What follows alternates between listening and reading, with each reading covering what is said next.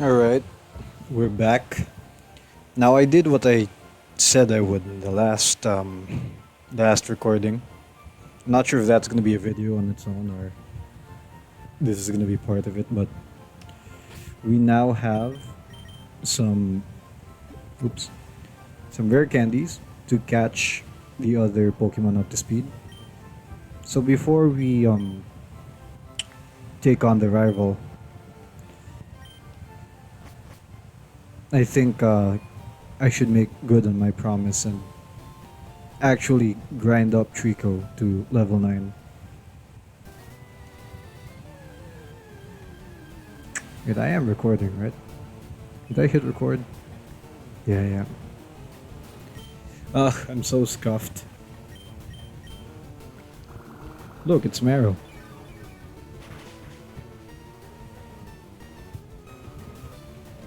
It's kind of funny that our rival got like the downgrade of Meryl.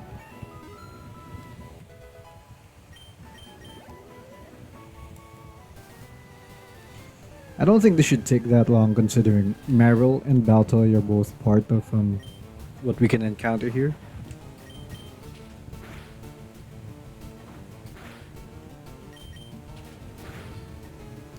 I think, I'm pretty sure that I actually set it such that rival fights and gym leaders should have like an extra Pokemon. So normally our rival would have like two Pokemon here, like Pidgey plus the starter. But in this case, they're gonna have three. I think, if I did actually remember to turn on that option.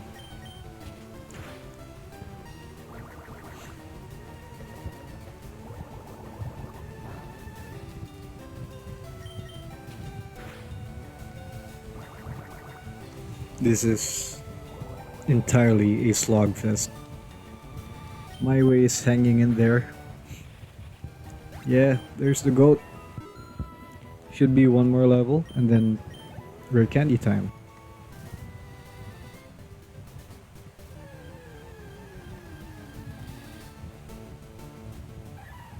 So far, I'm realizing a lot of things about recording. It's so different to just be talking to yourself. Well, I'm talking to you who is listening to me right now, but like in effect, it's really just you and your recording device. Like, it's you can feel it physically, the difference. Like, I don't think I don't think I articulate myself in this way when I'm speaking with like a friend from real life. It's to the point that like I don't know, like I modulate my voice differently. Like my inflections are not the same. And like I end up saying like words. Oh no, no, no, no, no. We are no, nope. I'm not risking that exploding on me. No. It's to the point where like I say certain words with like this difference in cadence and enunciation. It sounds like I have like an entirely different accent. And at a certain point, I also like it makes me question like which version of my speaking self is more natural, I guess. Because when you're recording like this, it's very easy to just like lay back and use whatever tone of voice you want. Because the mic can be like as near to your mouth as it can be. So any issues with audio and diction aren't as prominent as they are in real life. Like when you're speaking with your friends in the real world, you like enunciation is involved. You have to like project, make sure you're projecting your voice. And in my case, at least, I don't know. Like I'm not sure if like this is something that runs in the family, but it's something that I've observed with my father. Um, his voice is like so deep sometimes that like you can't understand what he's saying. You know how like if you have like a friend with a deep bassy voice, usually you can't understand exactly what they're saying unless you're like super close. Something about like sound waves or whatever. Yeah. Well, my voice isn't the deepest, isn't the deepest there is, but it's sort of similar. Where like in real life, like I subconsciously feel the need to like just take it like a tone higher or like speak airy, just so I can ensure that people actually hear what I'm saying.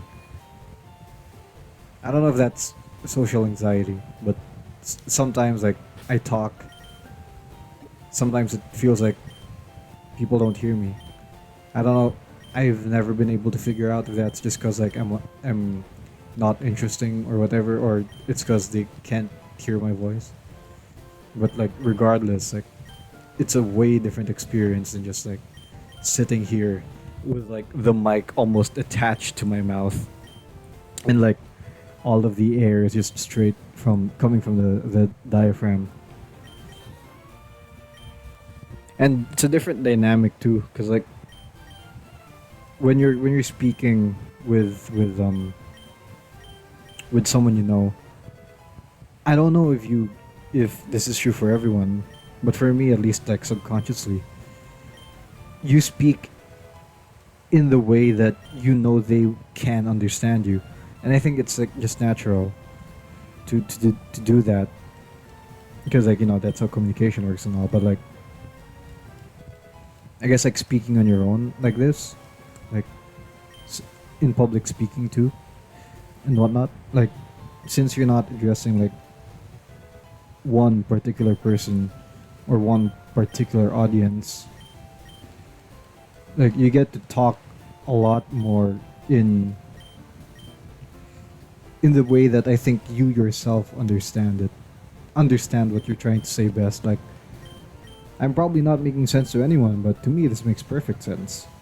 But if I was like trying to explain what I'm saying now to somebody I knew personally, they'd get it, but it wouldn't be in the same way I am explaining it right now. I don't know, stuff like that.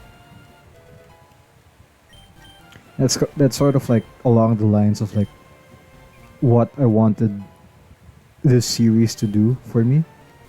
Like I wanted it to be like a source of reflection and like just like a sort, because like this is like the epitome of decompressing for me. Like life is stressful. There's lots of things to to kick you down and to make you feel like you're not enough. In Pokemon, it's like it's a simulation, so your victories, your losses, it's way easier to stomach. So you put that in a Nuzlocke context where at any time like you know you could lose and something you cared about can be taken away from you. It's like you know it's a controlled environment to experience these things. I sound like I'm talking about some sort of like weird LARPing thing. I mean, I guess this is kind of what it is. What I really like about like Nuzlocks is when you really get like attached to your Pokemon, and in your head they start to get like these personalities that you can't see that in the game because they're just 2D images. But like depending on what they do on on battle, like maybe they crit a lot or they survive big hits. Suddenly that becomes like their thing, you know, like oh he's the one shot god, we rely on him, he's the goat, or oh he has to be carried by his teammates, that's because he's lazy, and like just this like is parasocial the right word? This like this way you connect with like random events and try to rationalize them with your emotions. Like I think that's beautiful. I love when Nuzlocks do that. A story comes from seemingly random coincidences. So this is our first serious fight, I guess. Yeah, alright, so I did... that's not good. That could have wing attack. I think our best bet here is to paralyze it. Ooh. Pichu, what's your defense stat? We might actually lose Pichu here. Like, oh, yikes. I'm not sure if Pichu survives a crit, but we kinda have to. Oh, that's not good. Oh, okay. Uh, we're not gonna do items in battle, so I can't just whip a potion and bring Pichu back to full health. So we're risking a like, cause quick attack did half of his health. If Talo quick attacks again, Pichu is dead. Even if it doesn't crit. Hmm.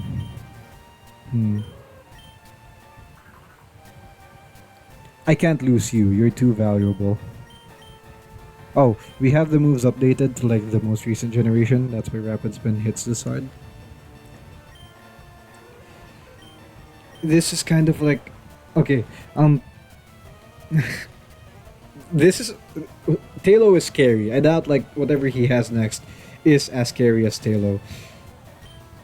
I think Jigglypuff is our most expendable unit here. Like, if Jigglypuff dies here, at least that opens up Pichu for the kill.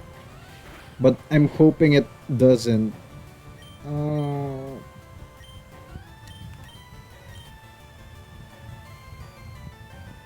Yeah, no.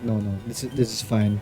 If Jigglypuff is our first death, I think it's worth it. Okay, that's huge. That's huge actually. Now don't move like at all, so I can see your next Pokemon. Hell yeah! All right, Jigglypuff the Survivor. Love to see it.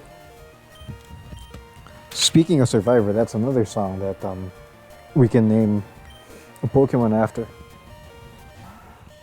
That's not good at all. Okay, that's also kind of scary. But I think, can I put it to sleep? No, I can't. No, this is so stressful. I know Pichu's dead, like... Yeah... Okay... Headbutt... At this level.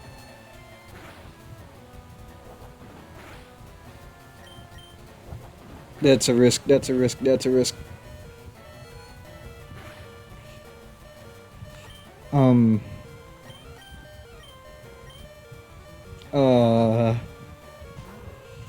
Maybe the move was to sack Jigglypuff, but let's see if like we can get through this deathless. Okay, we might actually. Oh my god, am I a genius? Hello? am I being smart?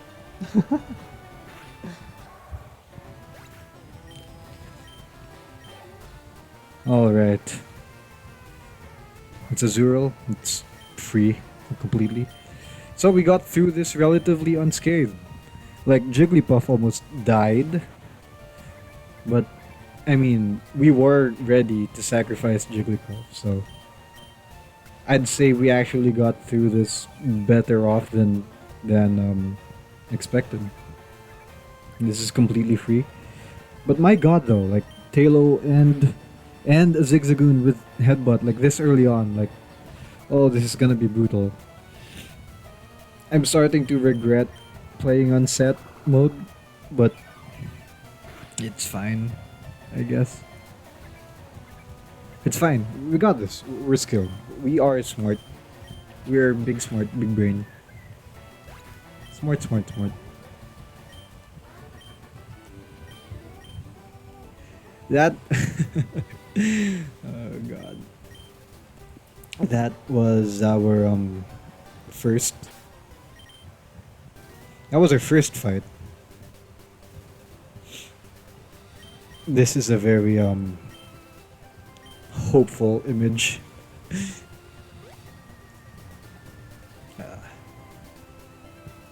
There's nothing here now. we can move on to Viridian Forest.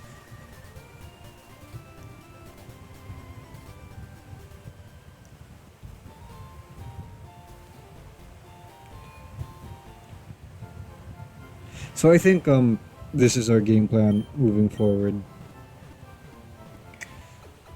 Jigglypuff will be our designated sack, should it, should the moment call for that.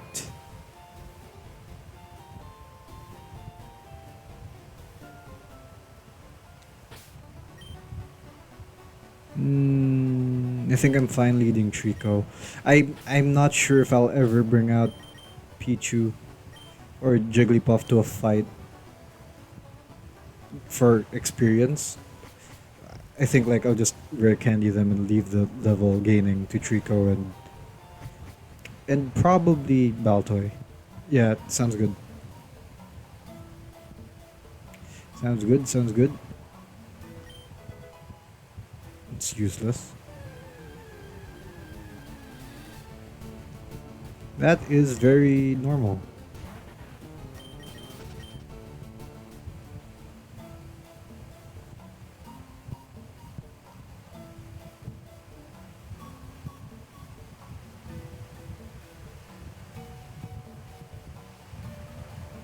You know, as a kid, I always thought like these trees were like big buff people. Like I thought those two slanted lines on top were like squinty eyes, and like I don't know, like I don't know why I never processed them as trees. I was like 3 years old.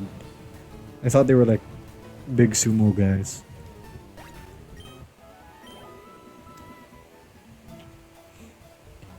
And like as a kid too, like I never made it past Viridian Forest, I think.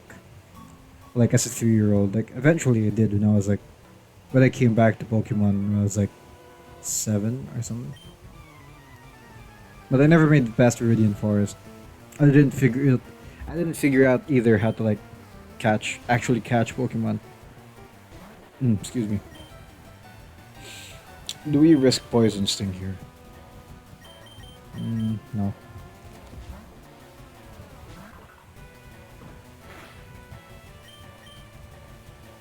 This should do a lot. Oh, Wurmple is not poison type yet. I'm dumb.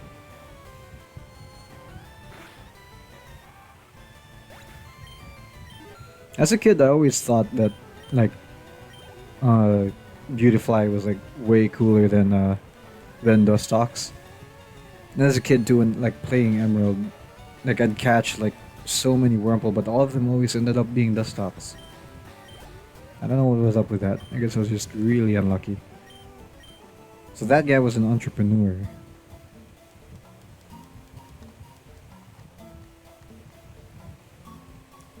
I'll try my best not to like slur my words. I guess I should talk slower. I don't know. I think like when I was doing like public speaking and stuff, I did talk slower. I let myself like flow and enunciate, and like I'd actually like that's how I presented my points. Like I went from idea to ideal, almost as if like I was like going down the lazy river in like a water park. Like I had that type of flow to it. I guess it's just like the monotony and the rush of like everyday life just kind of like kicked that skill out of me. Now nowadays like when I speak, when I try to like coherently deliver a thought, it's like a lot of stuttering, a lot of and a lot of like slurring my words and stuff like that. It's kind of annoying. I don't know. Maybe it's confidence I lost. Maybe it's dexterity of the tongue, if you can call it that. Either way,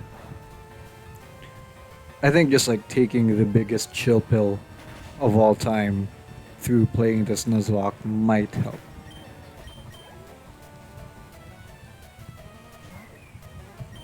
Hey, that's our rival starter.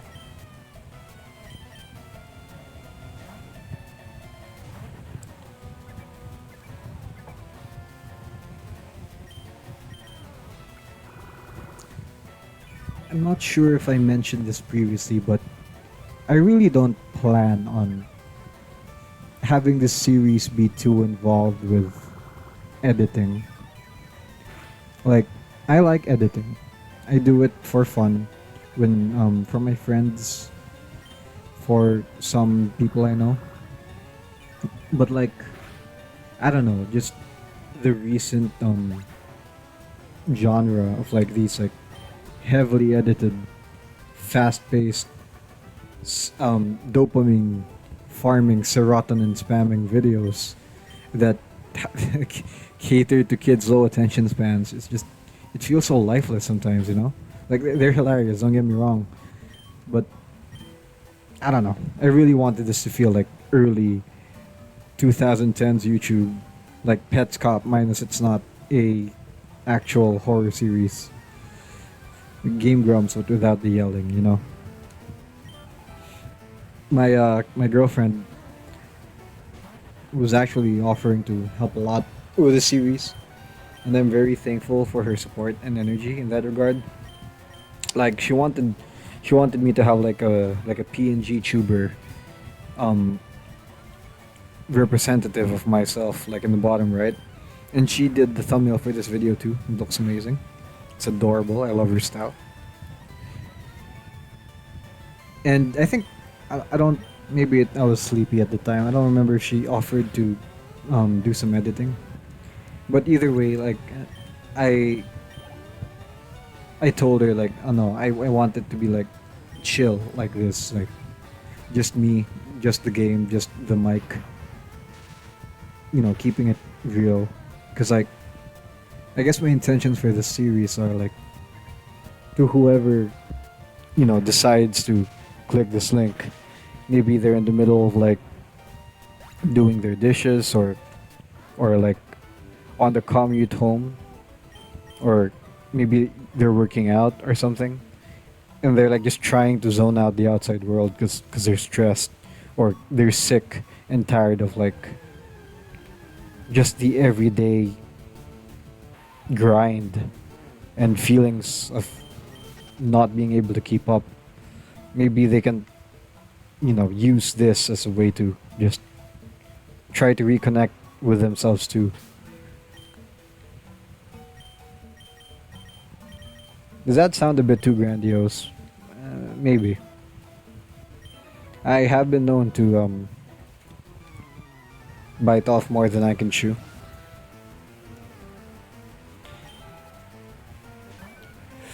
That's a big yikes for a big chunk of my team that isn't Trico. Whooper is adorable, but it's also very sinister looking sometimes. You never trust something with that wide smile, and those beady eyes making it look like it's plotting something. Please be another Whooper that I can one shot. That's not Whooper. Okay. Uh, we go back here. Let me just sit up straight. Ooh. It's so easy to just like lean back and become like the first step in humanity's backwards evolution back to the invertebrates when you're just chilling and playing a game like Pokemon, you know? I'm not sure about like other people who play like more intense games like FPSs, sometimes maybe even Minecraft. I don't know if they ever lean that far back down their chair. It'd be funny if they did. Quick attack.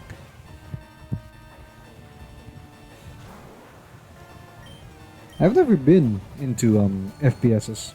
Like, I tried a COD game for the PS3 when I was younger. I remember liking it. I wasn't very good at it. I was just playing through the campaign, but it was fun. It was really fun. But like, FPS isn't really for me. That's sort of been the trend, I guess, with a lot of my life. Like, I'm the type to like always be out of the norm, out of the loop.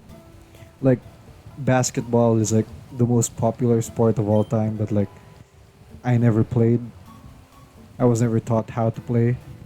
And like pop songs too, I'm always like a year and a half late to every new song that releases. It has led to my fair share of lonely moments. But I guess like a good thing though that came from it is it sort of like led me to lean more on having my own perspective on things. I can be a contrarian sometimes. I can be an annoying prick like that. But for the most part, I think I've done quite a good job at like just thinking for myself or like really ensuring that whatever choice I made isn't just cause I'm trying to subscribe myself to some social norm, but more so cause I do genuinely think it's the right thing to do.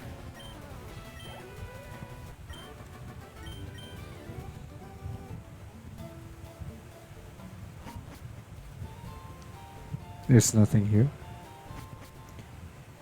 We're wow, okay, so we can face Brock soon actually. We just have to get one of my Pokemon to level 14 because that is the max of his Onyx, but it's not gonna be Onyx now, it's gonna be something else. We already have 5 Pokemon, wow. Would we even like I'm curious when we'll reach the point where we'd have to actually like sack someone. Like I don't okay. I say that and like suddenly like a chill runs up my leg and into my spine. Like it could happen at any moment. That's just kinda how it is. Um I think we can end here for now.